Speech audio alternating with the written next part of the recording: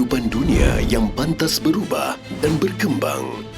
Di sini terukir kisah kejayaan dan inovasi.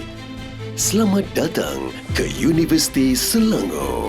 Ditubuhkan pada 23 Ogos 1999, UNISEL muncul sebagai bintang baru di pelataran ilmu. Sebagai universiti pertama yang dibiayai oleh negeri Selangor, kami berdiri teguh menyemai cita-cita dan aspirasi berdiri megah di dua penjuru menyuluh harapan dan cita-cita. Kampus utama UNISEL meliputi kawasan seluas 1,000 ekar di Bestari Jaya dan kampus bandar yang dinamik di Shah Alam bersedia untuk melakar kejayaan anak bangsa.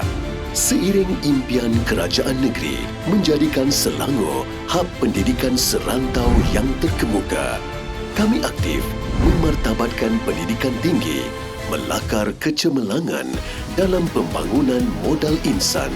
Di Bestari Jaya, kecemerlangan berkembang melalui 3 tonggak utama: kejuruteraan dan sains hayat, pendidikan dan sains sosial, komunikasi, seni visual dan pengkomputeran. Kampus ini bukan sekadar pusat akademik. Suasana tenang dan kondusif memacu tumpuan dan perkembangan pelajar. Kampus Shah Alam menempatkan beberapa fakulti berbeza seperti perniagaan dan perakaunan, sains kesihatan,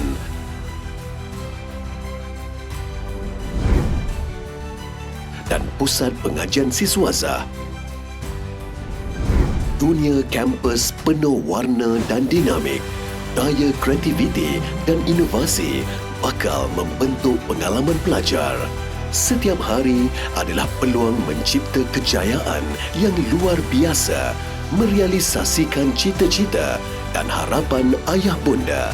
Dari kecanggihan makmal hingga ke puncak kreativiti, jejakkan kaki ke gelanggang kami di mana juara dibentuk dan legenda dilahirkan. Di sini, kecemerlangan dicorak bukan hanya melalui pendidikan, tetapi pengalaman yang membentuk masa depan. UNISEL, peneraju transformasi.